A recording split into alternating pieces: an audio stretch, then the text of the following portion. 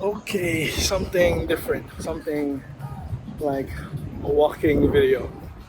I've never done this before. This is my first time doing this, but I just want to do it because I just want to celebrate something that we've reached recently.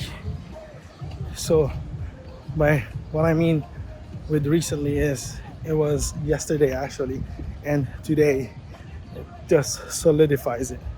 So, today we actually solidified that we've reached our goal for this year, and that is actually reaching our first or first 200,000, but our second 100,000 milestone. And right now the actual value is about 201,000, which is the highest amount of investment value that I've reached. And it's really, it's just it's just one of the milestones that we're trying to reach this year. But I never expected that I'm going to reach it this early into the year.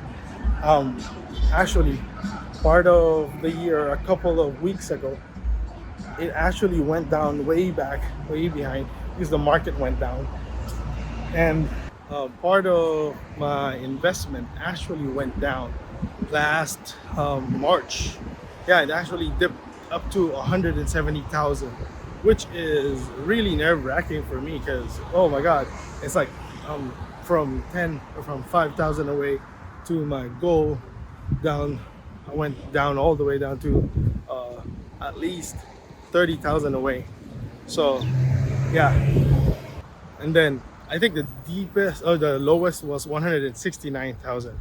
Now, at the end of April, I actually reached my goal for this year, which is 200,000, and it's really great that it's a really great timing because it's the first month of the second quarter, and that early in the year, I already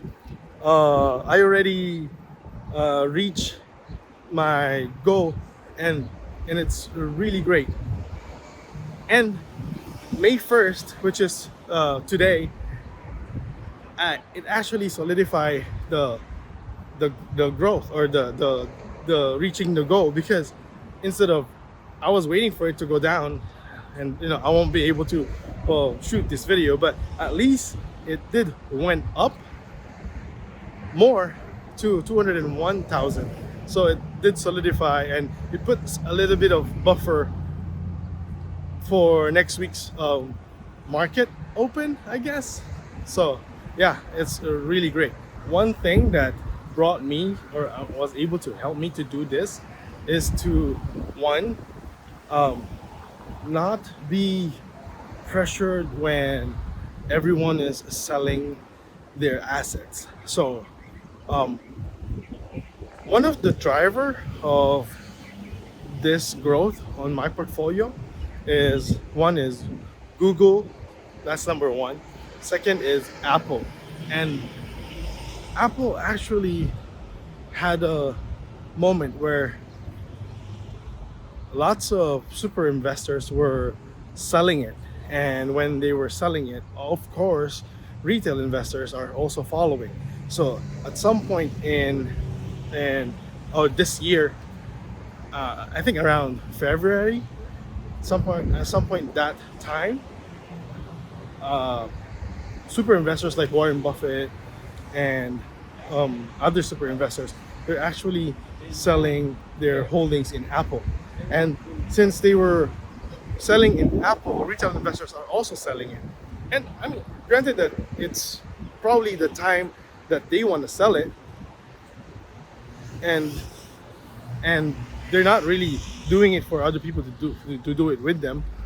The point is, they're being influenced by other people to do the selling, is one thing that never occurred to me. So I didn't sell Apple because the thesis, or my thesis at least, is actually still intact. As long as they're able to make sales, they increase their sales, they consistently grow their revenue, and you know their innovation, they don't held up on their innovation.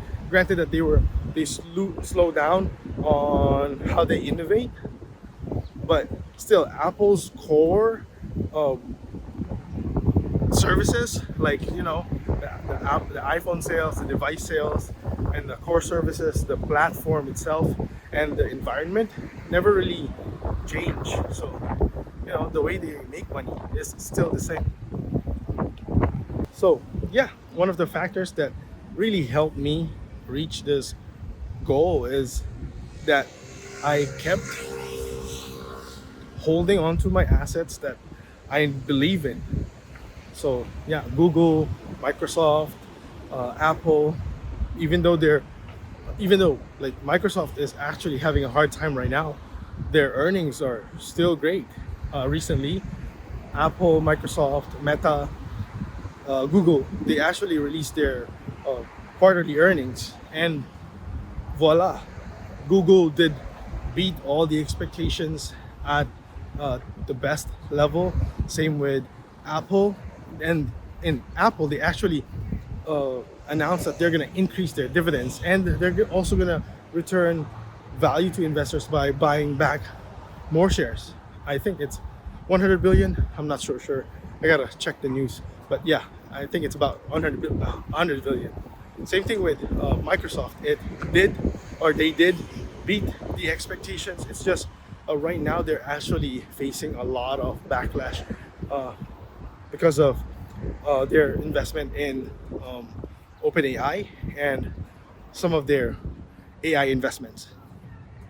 Meta also released their earnings, and they did beat a lot of the expectations, but they actually increased their business expense, or no, what do we call that? I forgot what they call that, but their expenditures, and they did lose a couple of users, or their daily active users, or daily family users, or that metric, the user metric that they're using, actually went down because of the war that is happening right now.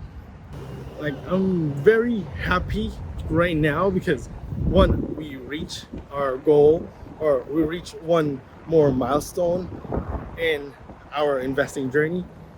And I gotta thank a lot of people, or not a lot of people, but I only have one to thank, actually. Wifey right here, she's eyeing me right now because she said, "Oh, people." Okay, wait, anyways, yeah, I gotta thank my wife for it, because for one, she's been supporting me a lot with all these investing journey thing. So yeah, thank you, wifey. And so we reach one of our investing milestones, and it's awesome, but it never really stopped there. The next milestone would be reaching 210, I guess. So small steps. We can't be greedy and then try to reach 250 this year. I think 210 would be closer to reality, as so they say. So yeah, we're gonna set our new goal to 210. So my road to 12 million pesos video would probably be road to increased number from that, because since we reached it, and it's not a road to now, it's like try to keep it as much as possible. So yeah, I posted this question to one of the group chats or Facebook groups that we have, or I have, and I said, "Oh, when is the best time to sell?" So there's a lot of answers in there. One of the things that pop up to me is they said that, "Oh, sell when you're happy." So when are you happy? That's the question. Yeah, that's probably the question for me. When are you happy? Like, when are you happy about a company, or when when are you happy about, you know, your gains? But for me, actually, um, it's not when are you happy. I try to put my emotions away when it comes to investing and let the numbers do the talking. I mean, I'm not perfect. I don't know everything about the numbers and all, but as long as the investment that I'm holding is actually reflecting the thesis that that I that I made for that company, as long as they're reflecting it, I'm gonna keep the investment. Because why are you gonna sell those companies that actually made gains for you? You know, like what Peter Lynch said. Why are you gonna sell your winners? Right? Like, why are you gonna trim the flowers and let the grass grow? So, yeah, I'm gonna keep my investment as long as I can. When am I gonna sell? When the company that I'm holding is change, or when it made a big change that they don't follow the thesis that I made and my reason when I bought them. If you get the value on this video, don't forget to subscribe and like this video. It's free and it will definitely help my channel. So I hope you like this video. Have a great day and peace.